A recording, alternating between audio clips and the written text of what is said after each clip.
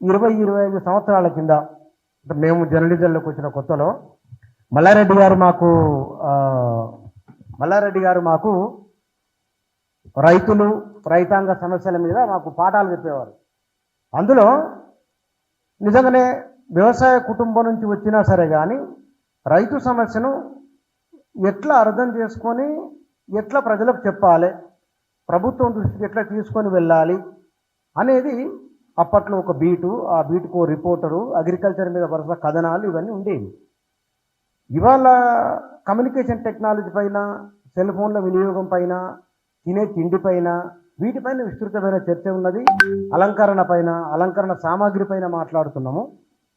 వ్యవసాయం అనేది మెల్లమెల్ల కిందికి 20 సంవత్సరాల కింద తెలంగాణలో రైతుల ఆత్మహత్యలు, కూలీల ఆకలి సావులు ఉమ్మడి మహబూబ్నగర్ జిల్లాలో. తెలంగాణ రాష్ట్రం వచ్చిన తర్వాత ఎజెండాలోనే ఉన్నది రైతు కేంద్రంగా ఒక అభివృద్ధి నమూనాను తీసుకోవటం.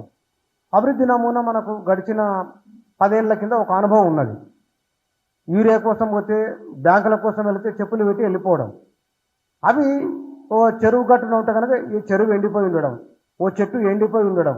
ఇది తెలంగాణకు రిప్లికా. ఒకప్పుడు భారతదేశంలో యావత్మల్, ఆ తర్వాత తెలంగాణ, ఈ 2 ప్రాంతాలలో జరిగినంత రైతుల ఆత్మహత్యలు జరగలేదు ఎక్కడ మిగతా ప్రాంతాలలో. వీటికి పరిష్కారంగా ఒక ప్రయత్నం మన దగ్గర జరిగింది.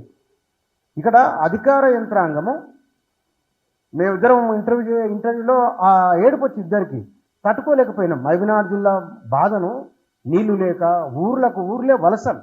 ఆ వలసలు అంటే మామూలు వలసలు కావు. చిన్నపిల్లలు, ముసలి వాళ్ళు, భర్త చనిపోయిన వాళ్ళు, వీళ్ళతోనే మహబూబ్నగర్ జిల్లా పల్లెలు ఉండేవి.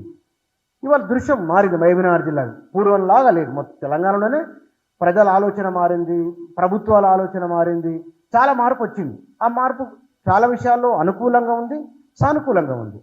ఇక్కడ అధికార యంత్రాంగము, ప్రజాప్రతినిధులు ఎట్లా అలర్ట్ చేస్తున్నది ఒక అంశం.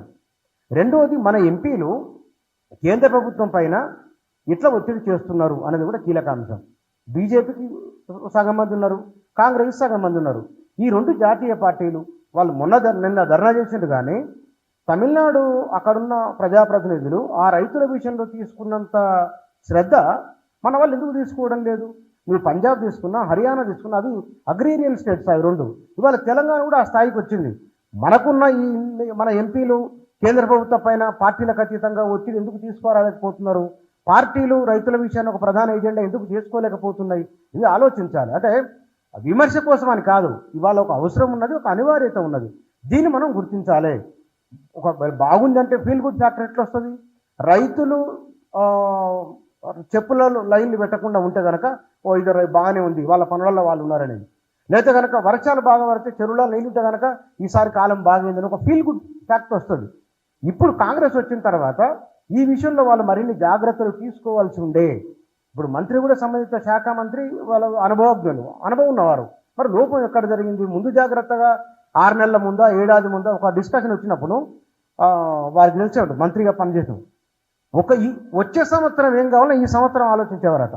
అంటే ఒక సంవత్సరం ముందే వచ్చే సీజన్లో ఏముండబోతున్నది, ఖరీఫ్కి ఏమిటి, రబీకి ఏమేమి తీసుకోవాలి చర్యలు, ఎండాకాలం వస్తే ఎట్లా మూవ్ కావాలి అనేది ఒక ముందస్తు ప్రణాళిక. బహుశా ఆ ప్రణాళిక మరి ఎక్కడ లోపం జరిగిందని అనిపిస్తున్నది. దాన్ని కొంచెం సరి చేసుకుంటే కనుక రైతులకు సకాలంలో ఇచ్చి, రైతు చాలా ప్రధానమైంది. పాపారావు గారు ఆ మధ్య ఒక ఆర్టికల్ రాశారు. ఎంత మనకు కమ్యూనికేషన్ టెక్నాలజీ వచ్చినా, ఎన్ని సెల్ ఫోన్లు వచ్చినా, భారతదేశంలో ప్రజలకు జీవనోపాధి, ప్రచ్ఛన్న నిరుద్యోగిత ఉన్నప్పటికీ వ్యవసాయ రంగమే. ఇవాళ మల్లారెడ్డి గారు ఒక డాటా చెప్తున్న మాట, రైతులు ఏ పంటలు పండించాలి, ఏం పండిస్తుంది. ఇవాళ మాంసం తిండి మీద ఎక్కువ ఉంది కదా, మాంసం ఉన్నాయి, పూలు ఉన్నాయి, పండ్లు ఉన్నాయి, పాలు ఉన్నాయి.